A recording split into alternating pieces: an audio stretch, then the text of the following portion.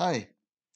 So I came across a billboard that's apparently being used across London, and it's part of artistic campaign by a body called the Artichoke Trust, which apparently is a taxpayer-funded arts body in London. Um, anyway, this particular billboard, this particular art, apparently it's a competition or there's other entrants, but one of them it's basically it's like a black and white poster, and it sort of says, "Dear straight white men, pass the par." Now, at first, when you see it, it doesn't. You need to think about it a little bit, but then it's quite clear what the message is. Privileged straight white guys need to give over their power because we're all princes of privilege. We're all Elon Musk. Um, anyway, I checked out the page. It's not that big. It's got like 18,000 likes. It's not like a massive organization. But um, this is just a classic example of woke intolerance. Why? Because it's a crass generalization of an entire group of millions of people. I mean, if we consider straight white men, that comes down to millions of people in this country. And it's basically saying they're all one and the same. They all have the power. Now, honestly, in principle, I don't think this is any different from those posters of the 70s and 80s saying no blacks and no Irish. They were bigoted and they were excluding ethnic groups. This isn't excluding ethnic groups, but it is stirring up hatred against an ethnic group. It's stirring up hatred in the sense of saying the white men are those in power. I mean, I don't think it's an exaggeration and I don't think it's hyperbole to say that straight white men are the only group where it is 100% sanctioned to show bigotry towards. 100%. I mean, straight white women get it as well, but at least on some level, they're women, so, at least there's a feminist thing there. Although, with the behavior of some trans activists of late, dismissing any woman who believes in biology as a turf. But yeah, I maintain that straight white guys are literally the only group where there's a green light to show hostility towards, and I think that's disgusting. We talk about mental health, we talk about why so many men take their own lives, and a lot of those men are going to be straight white guys. Not all of them, of course, but a good portion of them will be. I mean, it just disgusts me that this sort of crap gets a free pass. Now, there is the person that posted this, I know he hates wokeism. He sort of took the view, well, maybe let's take it as a compliment. So it's almost like a reverse psychology. If these woke activists, and you can be damn sure this artist is going to be an activist, if they are so determined to talk about white privilege and the privilege of straight white men, maybe we should just start lapping it up and actually, oh well, we're so privileged, let's just enjoy it. Now, a lot of us can't because we're not living in palaces and we're not having the sort of life that they imagine we are. But um, maybe they actually want to get under our skin. I don't know. I do think there should be pushback though. I've noticed on the page it is mostly negative, I'm pleased to say. So at least there is pushback against this stuff. But my contention is not that it's there, it's that it gets a free pass. Disgracefully, the Mayor of London has been promoting this stuff for years. I'm not saying he's specifically behind this one, but Sadiq Khan has a track record of promoting wokeism. Not long ago, there was all these things men supposedly aren't meant to say to women, and some of them was pure language policing. For example, you can't say that an ex-girlfriend is crazy. Well, what if she is? I mean, what if a guy is being stalked? This isn't verbatim. but it was along those lines. You can't say you can't. Yeah, it's sexist to say a woman is crazy. That was it. And I'm thinking, well, what if a guy is being stalked by an obsessive ex? Can he not, in a moment of frustration, say, "Oh, she's crazy. She's ruining my life. She's trying to tear me apart from my new love," etc. Um, I suspect that because he's a Muslim, Sadiq Khan has kind of went over on overdrive to show that he's pro LGBT people and pro women, and that's fine, that's good. If it wasn't at the price of this divisive woke crap, I mean, London is being consumed by it, and I suspect Birmingham is as well, and Manchester, and Leeds, and Glasgow, and all our great cities, but particularly London because it's run by a very woke mayor.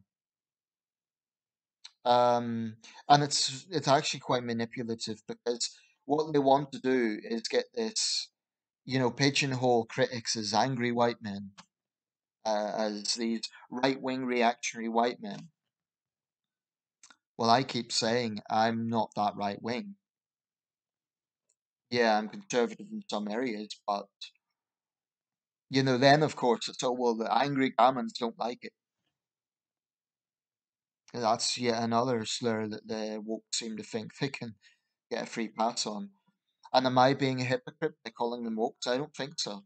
Because wokeism, to be awoken, is an ideology.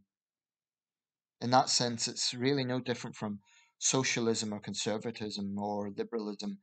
Wokeism is an ideology. So it's kind of ironic they whine about, oh, you're saying woke, it's an insult. No, I'm attacking the ideology. I'm not attacking a demographic. I'm not attacking black people or gay people or women or trans people or anything like that.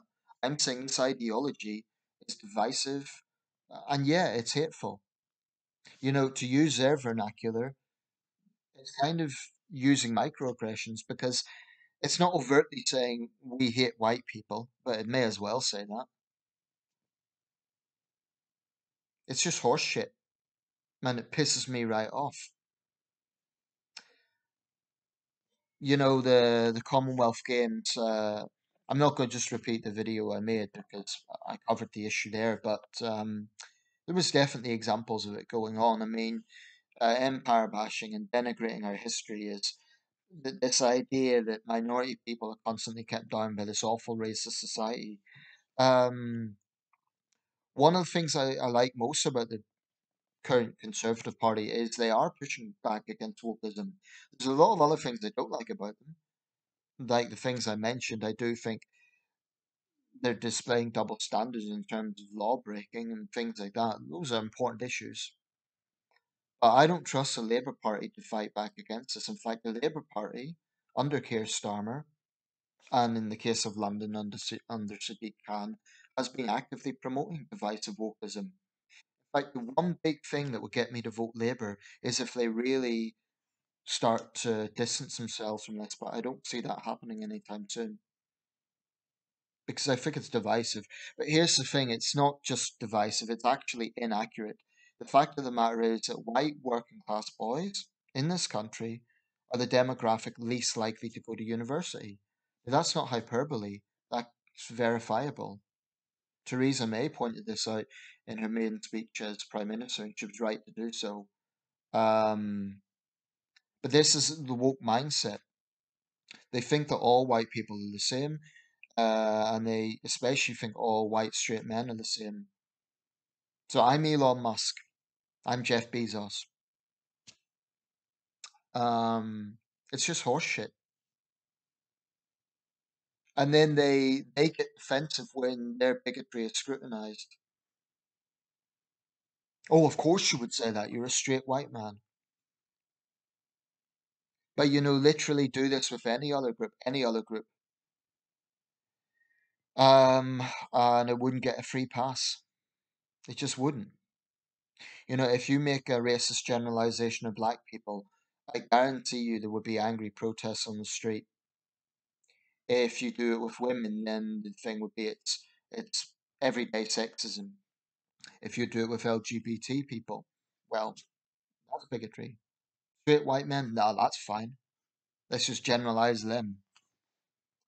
Um, and we'll wrap this up soon, but you know, I think the only reason there isn't angry protests, comparable angry protests, is not because straight white men have all the power as is claimed, but because there's just so damn much of it. There's just so damn much of it. It's become institutionalized. I mean, it's everywhere. So you can't, if there was kind of pushback against this, you'd be protesting all the time. It's energy draining. Um, and anyway, you just know they would pigeonhole you again. So if I, as a straight white bloke, was to go down to London with a ticket and say this is racist, I'd be technically right, but then they just say, "Oh, you want to keep minority people down, you want to keep women down, you're blind to the injustice. Go to hell." Um, I do think in this country there has been pushback against wokeism, and that's a good thing. In America, where a lot of this crap began, it's still, in cities like, well, Democrat-run cities, basically, it's very institutionalized. I suspect even more so than this country. But a lot of it's come over, it's been imported here. Certainly the concept of white privilege is an American import. That didn't exist in the UK until quite recently. As I understand it, the concept was derived from an American academic in the 80s, a white academic. And here's the thing about wokeism. A lot of it does come from white people.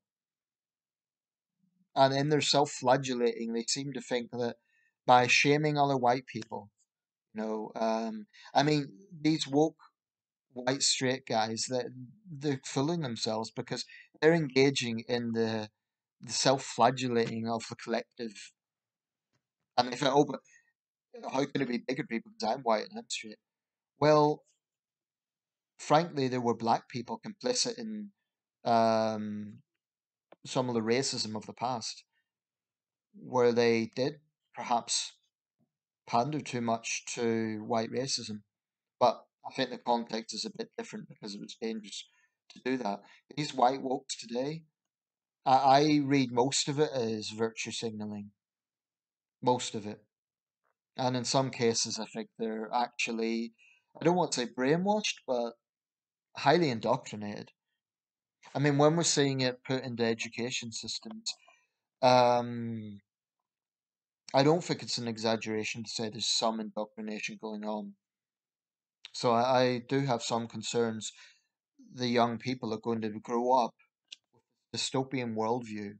They're going to believe eco zealots that we're all going to die in a few years, or they're going to believe, little black kids are going to think that they're perpetually oppressed. Little white kids are going to think they're inherently bad people because they're white.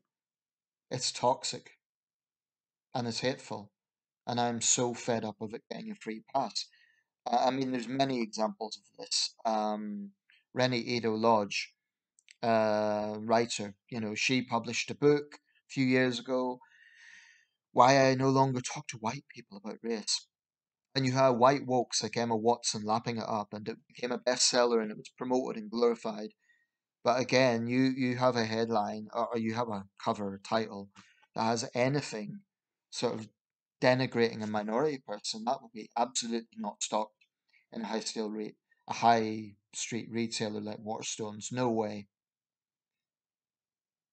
You see, the thing about wokeism is it pretends to be all about injustice and tolerance and covering oppression, but it engages in so much bigotry and double standards and inconsistency. They talk about compassion, but they engage in bullying of those who don't fall into their echo chamber. They say they're anti-racism, but certain kinds of racism are okay. They say they're for gender equality, but lap up trans ideology bullying women.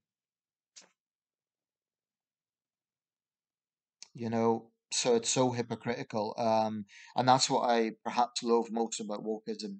It's a false message. I mean, who's going to argue against compassion? Who's going to argue against tolerance and pluralism? Those are good things. But that is not what wokeism is about. So that's why when people say, oh, but it's just about equality, it's just about, I'm thinking, no, it's not. It's really not. And a final point, people might think I'm overreacting here. It's just one billboard. That's the thing. If it was just one, it could be ignored. But this is happening all the time. It's happening all the time in our cities. Um, I just think it creates a lot more problems than it solves because what that billboard does, it sends out the message that the white people are your enemy. Straight white men are the enemy. They have all the power. You know, I mean, how is that any different from the sort of anti-Semitic conspiracy theories of the Jews control all the money and things like this? It's like any other form of bigotry, and it needs to be shunned. So I hope the Artichoke Trust, by the way, it's taxpayer funded, gets enormous heat for this to the point where they withdraw it. And to those who say that's cancel culture, um, there's a difference between criticizing something and trying to destroy someone's livelihood. Anyway, I'll wrap this up, but it's just so pathetic.